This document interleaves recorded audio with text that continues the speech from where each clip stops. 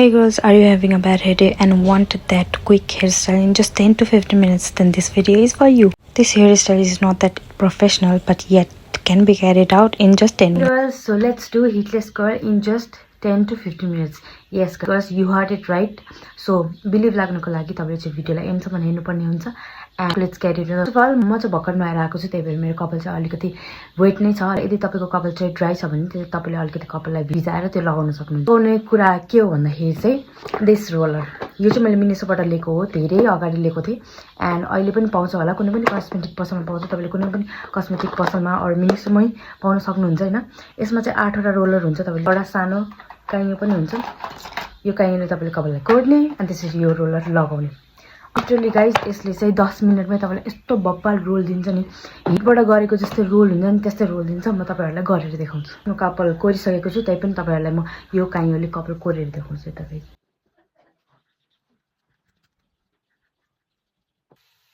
यदि कपाल लिएको छु मैले हैन, यो एउटा रोलर हुन्छ यसबाट यसले. सो मलाई चाहिँ भित्रपट्टिको रोल धेरै जसो मन पर्छ, लाइक यस्तो वाला आउँछ नि हो त्यस्तो. त्यही कारण चाहिँ मैले यसलाई यसरी रोल गर्छु. यस्तो गर्छु, यस्तो रोल गर्दै मलाई यहाँसम्म मात्र रोल चाहिएको छ.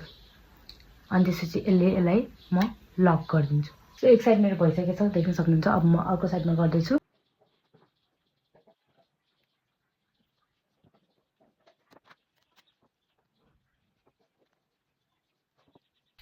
सो गाइज मैले लगाइसकेँ, एज यु क्यान सी हैन, लगाइसकेँ. अनि मेरो कपाल त अलि धेरै नै वेट छ, त्यसको लागि चाहिँ यसलाई म अलिकति ब्लो ड्राई गर्छु.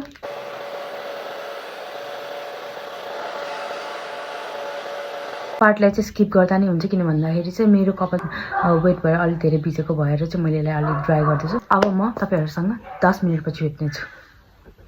Welcome back after 10 minutes. So let's see the result either.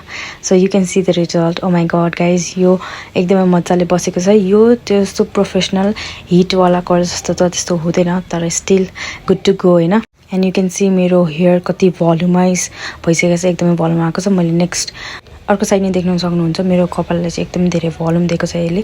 मेरो कपाल अलि धेरै भिजेको भएर चाहिँ यो अलिकति साइडमा बसेको छैन, but still it's good to go हैन. 10 मिनट्समा यति धेरै राम्रो कर्ल्स पर्नु भनेको राम्रो कुरा हो. And I like it. If you like this video please do let me know. By.